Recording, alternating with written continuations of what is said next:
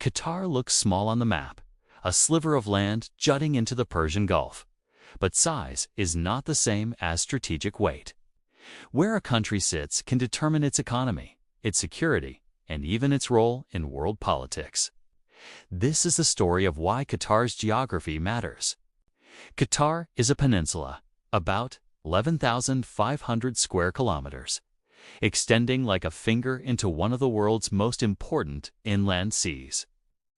It borders Saudi Arabia to the south, while across the shallow waters of the Gulf lie Kuwait, the United Arab Emirates, Bahrain, and Emirs. Across open water to the north and east, Iran. That geography gives Qatar direct access to the Gulf's seas and resources, but it also places it at the center of a crowded and often tense neighborhood. The Persian Gulf is connected to the open ocean through a single narrow gateway, the Strait of Hormuz. Much of the region's oil and an increasing share of its liquefied natural gas, including Qatar's exports, pass through that chokepoint. In recent years, roughly a fifth of world LNG trade moved through Hormuz, much of it from Qatar's massive facilities. Qatar's economy is built on gas. Offshore, it sits on the North Dome, the Qatari side of the world's largest gas field, a reservoir it shares with Iran known as South Pars on the Iranian side.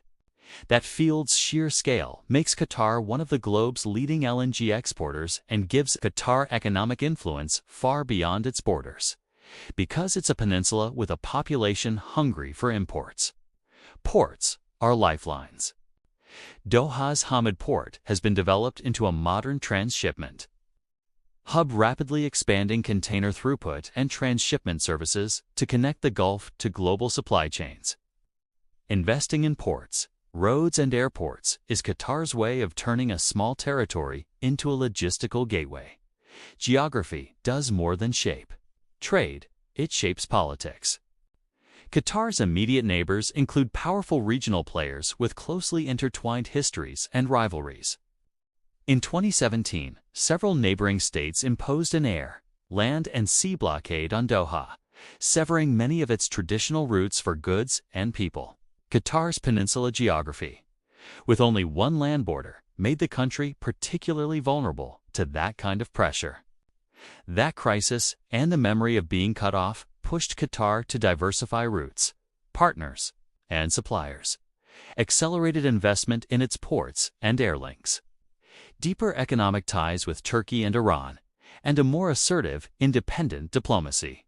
Qatar's geography also makes it valuable to others.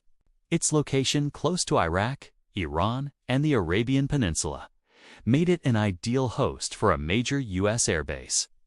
Al Udeid, southwest of Doha, has become one of the principal forward operating hubs for U.S. Central Command. That presence increases Qatar's strategic value. But it also ties Doha into broader regional security dynamics. Geography handed Qatar fossil fuel riches. The state used those resources to build diplomatic reach, from hosting mediations to investing internationally. Its flag carrier and state investment arm helped turn a small population into an outsized influence hub. But geological wealth isn't a shield from geography's other realities. Proximity to rivals, chokepoints, and shared offshore fields create dependencies and potential flashpoints.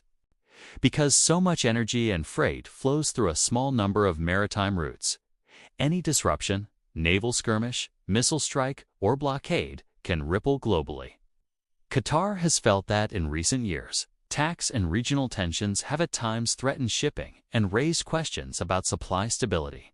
Climate threats, extreme heat, rising seas, and water scarcity also press a low-lying peninsula that depends heavily on desalination and coastal installations.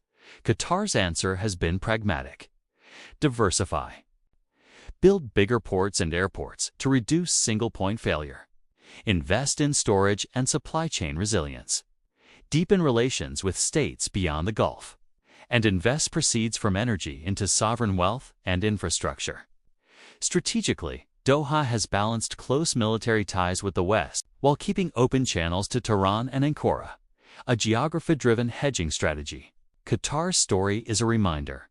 Geography is not destiny, but it is a starting condition.